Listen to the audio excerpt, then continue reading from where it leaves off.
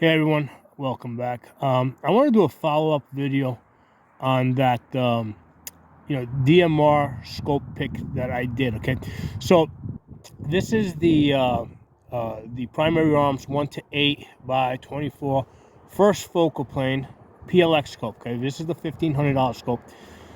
So I have a target out there at about 145 yards. Okay, and I did try pushing this out to 200 yards, but the trees were messing with the focus too much, and I couldn't give you guys a clear image.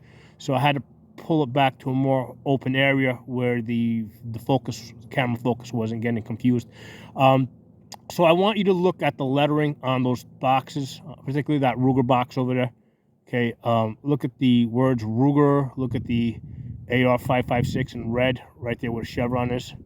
Okay, Ruger over there, and then the R with the Ruger emblem right there. Okay, so that's at 145 yards. Now the reason why I'm doing this video, the reason why I'm doing this video is because after the last video, I was wondering if I was maybe a little too close at the distance I was looking at for clarity.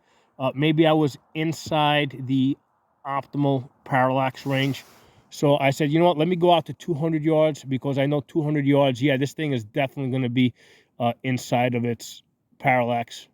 So at 200 yards, same deal. The other scope, that 1 to 10 SLX from primary arms, both scopes from primary arms, the 10 power scope is, I can see better. Okay, I can see more.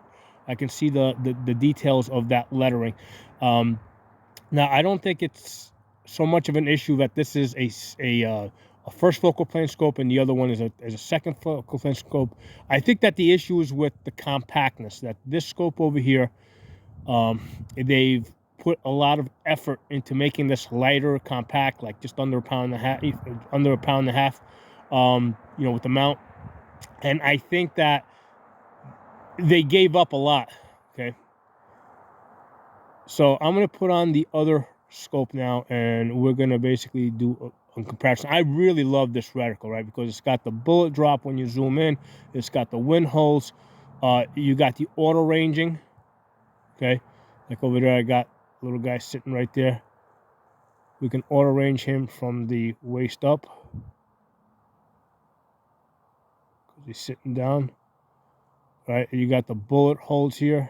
So I've covered this extensively regarding using the auto ranging and the bullet holes. So this is an awesome scope. And then when you zoom in, right, basically you get a duplex reticle, for your CQB work. Now, the problem with this, it's not perfect because those dark lines should have came a little bit deeper. Basically, when I zoom up, let me zoom back up. So the lines between the 30 and the 25, they should have been between the 30 and the 50, where the barbell is right there. Those lines should have been thicker. That would have made this a perfect scope. So the thickness of those lines should have came in a little bit deeper. Okay, they can still have all the hash marks. Everything else should still be the same, right? It's just that that horizontal stadia should have been a little bit thicker coming in to help guide you more towards the center. That's my only complaint about this reticle. But other than that, this is an awesome reticle. But we need an SLX version of this that goes up to 10 power. I'm behind the scope now. Before I was looking through the camera. Now I backed up and I went into the scope. So here at 145 yards, I can make out the word Ruger.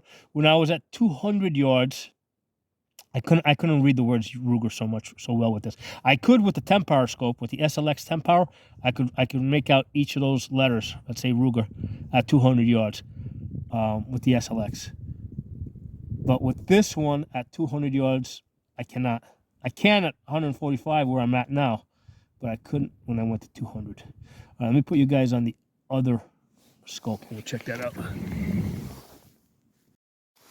All right, so this here is the primary arms 1 to 10 by 28 second focal plane scope. Okay, so now this is a 34 millimeter tube versus the other one, which was a 30. Okay, so this one has a decent reticle, but I still like the other one a lot better.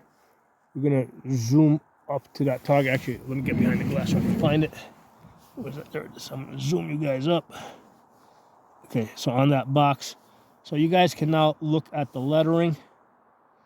So I can see the lettering a lot more clearly here. And when I was at 200 yards, I could also see the lettering. Okay. So even though this is cheaper glass, this is Chinese glass versus the other one that's Japanese glass, the fact that this is a 10 magnification versus 10 wins out. I try to get to the sides. Right now right now I'm at 10. Let me now here's the thing, the camera does not play very well with this magnification and with this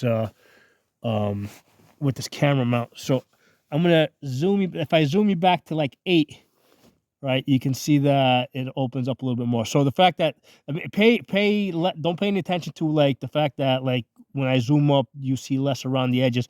That's because of the camera, right? Because here right now over here I'm like at 8 magnification.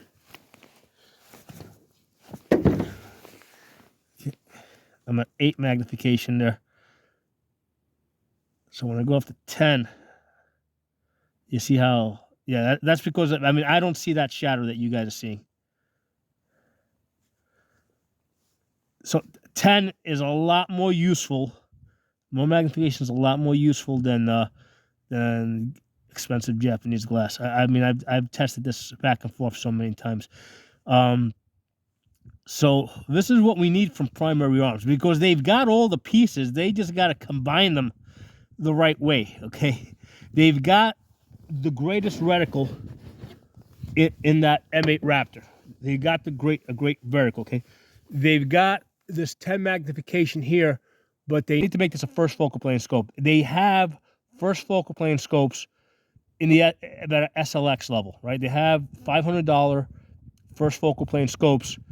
So they just need to combine these different components, okay? We need a 34 millimeter first focal plane scope with that M8 Raptor, or any of the other series that they should also offer it with all other reticles that they have in their PLX compact, like the Milgrid, etc. But definitely that M8. But yeah, right here you can see this $450 scope, this SLX. You can see more clearly. You can read the lettering. All right, that's the Palmetto box there. More magnification beats the fancy Japanese glass any day. Don't let that. Don't buy into that bullshit that a lot of these manufacturers try and push. Just so that they can sell like $2,000 and $3,000 scopes. Okay, this is what we need, right? We need first focal plane SLX, 34 millimeter tube with that M8 Raptor, and then we'll have like a perfect DMR scope. So let me know what you guys think. Drop some comments below. Talk to you all soon.